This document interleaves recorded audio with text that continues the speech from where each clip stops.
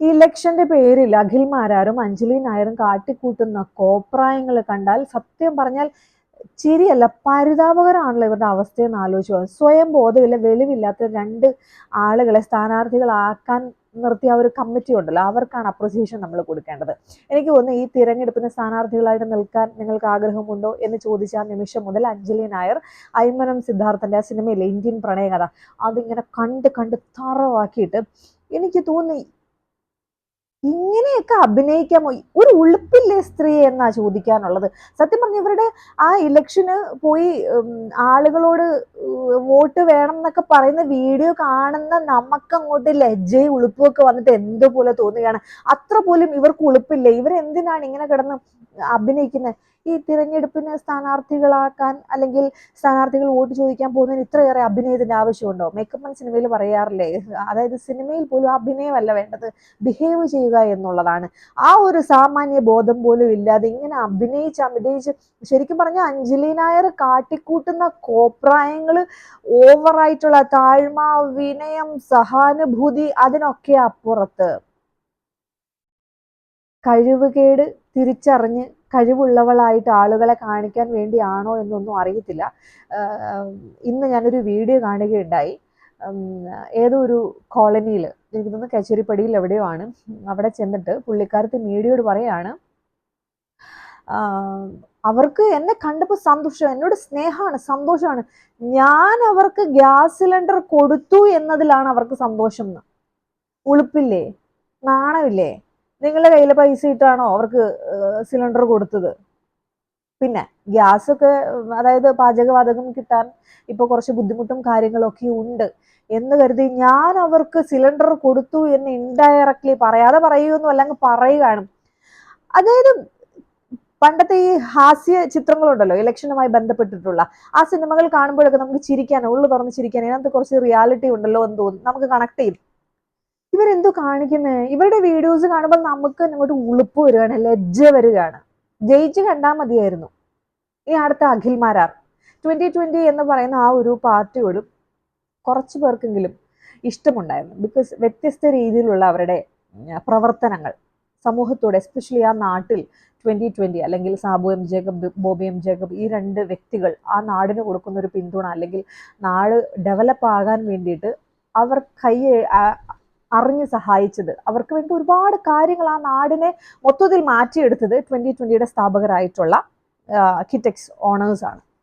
അപ്പോൾ അവരുടെ ആ വ്യത്യസ്തമായിട്ടുള്ള പ്രവർത്തനങ്ങൾ സമൂഹത്തിൽ ഒരു ഇളക്കം സൃഷ്ടിക്കാൻ അവർക്ക് സാധിച്ചിട്ടുണ്ട് എന്ന് മാത്രമല്ല, എനിക്ക് തോന്നുന്നു ഒരുപാട് ആളുകൾ, ആ ഒരു ലൊക്കാലിറ്റിയിലുള്ള ഒരുപാട് ആളുകൾ മറ്റു പാർട്ടികളൊക്കെ വിട്ട് 2020 അങ്ങ്, അതായത് അങ്ങ് കംപ്ലീറ്റ്ലി ഇൻവോൾവ് ആയി പ്രവർത്തിച്ച ആളുകൾ പോലും ഈ 2020 ഇപ്പോഴത്തെ സ്ഥാനാർത്ഥി അഖിൽ മാരാറിനെ കൊണ്ടുവച്ചതോടുകൂടി എല്ലാണവും തിരിഞ്ഞു മാറിയിട്ടുണ്ട്. ഒരു കാര്യം ഉറപ്പാണ്, അഖിൽ മാരാർ ജയിക്കുമോ എന്നുള്ള കാര്യം കഷ്ടിയാണ്. കാരണം അഖിൽ മാരാർ എന്ന് പറയുന്ന വ്യക്തിത്വം തന്നെയാണ് അതിന് കാരണം. അഖിൽ മാരാറിനെ ഈ ഒരു ജനനായകൻ എന്നുള്ള രീതിയിലേക്ക് 2020 കൊണ്ടുവച്ചത് ബിഗ് ബോസിൽ 100 ദിവസം നിന്ന് വിജയിച്ചു, അത്ര വോട്ടാണ്, മലയാളികളുടെ എല്ലാം വോട്ട് കിട്ടി. അത് വെറും നിങ്ങളുടെ തെറ്റായിട്ടുള്ള ചിന്താഗതി മാത്രമാണ്. ബിഗ് ബോസ് വേറെ, ഇലക്ഷൻ വേറെ. ഈ അഞ്ജലി നായരെ കാട്ടിലും അങ്ങേയറ്റം തറ അഭിനയമാണ് അഖിൽ മാരാർ കാഴ്ചവെക്കുന്നത്. എന്തൊക്കെ കോപ്രായങ്ങളാണ് ഈ ജനനായകൻ എന്തോ പറയുന്ന പ്രതിനിധികൾ, ജനപ്രതിനിധികളാകാൻ പോകുന്നവർ ജനങ്ങളുമായിട്ട് ഇഴുകണം എന്ന് കരുതി ഇങ്ങനെ അങ്ങോട്ട് ഇഴുകി ഇളകി മറിഞ്ഞ് ഞൊളച്ച് ഇങ്ങനെ കൊഞ്ചി, അതിൻ്റെയൊക്കെ ആവശ്യമുണ്ടോ? അയ്മനും സിദ്ധാർത്ഥൻ പോലും തോറ്റിട്ടുണ്ടാവും.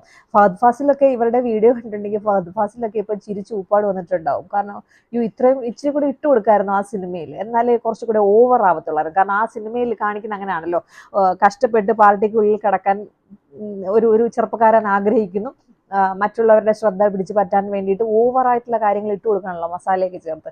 അപ്പം ഫഹദ് ഫാസിൽ ഇത് കണ്ടു വിചാരിച്ചു, ഇങ്ങനെയൊക്കെ ചെയ്യണ്ടായിരുന്നു, ഊതി ഓട്ടോക്കാരുടെ നെഞ്ചത്തോട്ട് കയറുക, ഓട്ടോക്കാരുടെ തോളയിലോട്ട് കയറുക, എന്നിട്ട് വോട്ട് കിട്ടുമല്ലോ. എങ്ങനെ ഇടപെടണം എന്ന് പോലും അറിയാൻ പാടില്ലാത്ത ഇതുപോലെയുള്ള ആളുകളെ ജനപ്രതിനിധികളാക്കി വെച്ച് ഇവർ നാടിന് വേണ്ടി എന്നെ ഉണ്ടാക്കുന്ന അഖിൽ മാരാർ എപ്പോഴും പറഞ്ഞുകൊണ്ടിരിക്കുകയാണ്, 100 ദിവസം ബിഗ് ബോസ് കണ്ടവർ എനിക്ക് വോട്ട് ചെയ്യുന്നത്, 100 ദിവസം ബിഗ് ബോസ് ചെയ്തവർ ഒലക്ക വോട്ട് ചെയ്യും. ഒരു കുന്തവും ചെയ്യാൻ പോകുന്നില്ല. ബിഗ് ബോസ് അല്ല, അതായത് തിരഞ്ഞെടുപ്പ് എന്നുള്ളത് എല്ലാവർക്കും വ്യക്തമായിട്ട് അറിയാം. ബിഗ് ബോസിൽ പോലും അഖിൽമാരാറിന്റെ ഇഞ്ചോടിഞ്ച് നിൽക്കാൻ ഒരുപാട് ആളുകളുണ്ടായിരുന്നു ആ ചെറിയൊരു ഷോയിൽ പോലും. അപ്പം ഇത് അപ്പുറത്തോട്ടൊന്ന് വീണ് കിട്ടിയാൽ മതിയത്. കാരണം ഈ കിടന്ന് കഷ്ടപ്പെട്ട് അഭിനയിക്കുന്നതിനൊക്കെ എന്തെങ്കിലും സഹനടനുള്ള അവാർഡെങ്കിലും കിട്ടിയില്ലെങ്കിൽ അത് വളരെ മോശമായിരിക്കും. അപ്പോൾ ഈ രണ്ടെണ്ണത്തിന് ഒരു ഉളുപ്പും ഇല്ലെന്ന് ഞാനിങ്ങനെ ആലോചിക്കുകയാണ്.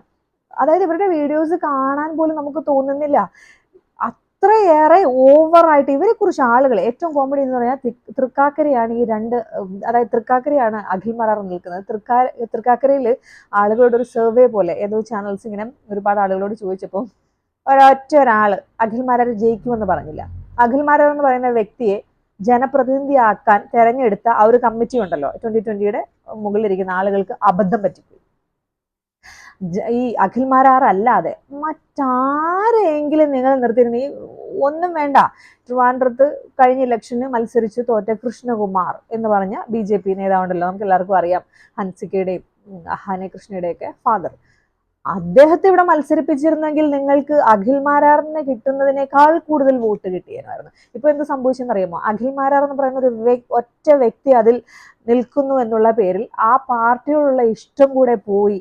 അതായത് ആ പാർട്ടിയോടുള്ള ജനസമ്മതി കംപ്ലീറ്റ് കുത്തനെ താഴെ പോയി. അതിന്റെ ഗ്രാഫ് പരിശോധിച്ചാൽ 2020 തലപ്പത്തിരിക്കുന്ന ആളുകൾ ഒരു സർവേ എടുത്തു കഴിഞ്ഞാൽ മനസ്സിലാകും 2020 പണ്ടുള്ള ജനസമ്മതി, ആളുകൾക്കുള്ള ആ ഒരു ഇഷ്ടം ഇന്ന് ഉണ്ടോ? ബിക്കോസ് ഈ നിങ്ങൾ തിരഞ്ഞെടുപ്പിന് ജനപ്രതിനിധികളാക്കാൻ നിങ്ങൾ ചൂസ് ചെയ്തിരിക്കുന്ന രണ്ട് വ്യക്തികളുണ്ടല്ലോ, അവിടെ നിങ്ങളുടെ സ്റ്റാൻഡ് അവിടെ ഇളകിപ്പോയി. നമ്മൾ എന്തുണ്ടാക്കിയാലും ആ ഒരു ബേസ്മെന്റ് സ്ട്രോങ് ആയിരിക്കും. ആ ബേസ്മെന്റ് നിങ്ങൾക്ക് ഇളകിപ്പോയി. അതായത് ഇപ്പോൾ ഒരു പാർട്ടിയിൽ നിന്നുകൊണ്ട് മറ്റൊരു പാർട്ടിയിലേക്ക് ലയിക്കുകയോ ചാടിപ്പോവുകയോ ചെയ്യാം. അത് വ്യക്തിപരമായിട്ടുള്ള താല്പര്യമാണ്, അതിനൊന്നും ആർക്കും ചോദ്യം ചെയ്യാൻ പറ്റത്തില്ല. പക്ഷേ അതിനൊക്കെ അപ്പുറത്തേക്ക് BJPയിൽ പോയതിലൊന്നും ആർക്കും ഒരു പ്രശ്നമില്ല. കാരണം 2020 ഇഷ്ടമുള്ള ആളുകൾ ഇവർ BJPയിലേക്ക് ലയിച്ചു എന്ന് അറിഞ്ഞിട്ടും BJPയിലേക്ക് ലയിക്കാൻ താല്പര്യമുള്ള ഒരുപാട് ആളുകൾ ഉണ്ടായിരുന്നു. മറ്റ് പല പാർട്ടികളിലേക്ക് പോയ ആളുകളുണ്ട്. പക്ഷെ അഖിൽമാരാർ എന്ന് പറയുന്ന വ്യക്തിയെ കണ്ടതോടുകൂടി ഇനി 2020 എന്ന് പറയുന്ന പ്രസ്ഥാനത്തോടെ വിയോജിപ്പുള്ള ഒരുപാട് ചെറുപ്പക്കാരുണ്ട്. അപ്പോ തോക്കുമെന്ന് പുള്ളിക്കും അറിയാമായിരിക്കും, ജയിക്കില്ല എന്ന് അറിയാമായിരിക്കും. കാരണം വലിയ ഇളക്കമൊന്നും സൃഷ്ടിക്കാനുള്ള ചാൻസ് ഒന്നും കാര്യങ്ങളൊന്നുമില്ല. പക്ഷെ ഈ കിടന്ന് മീഡിയയുടെ മുന്നിൽ കാണിക്കുന്നതൊക്കെ വെറും അഴിഞ്ഞാട്ടം, വെറും കോമാളിത്തരമാണെന്ന് തിരിച്ചറിയാനുള്ള മണ്ട ഉണ്ടാവണ്ടേ? അത് തിരിച്ചറിയാനുള്ള ബുദ്ധി ഇല്ലാത്ത ഒരു മനുഷ്യന് എന്തുവാ നാടിന് വേണ്ടി ചെയ്യാൻ പോകുന്നത്?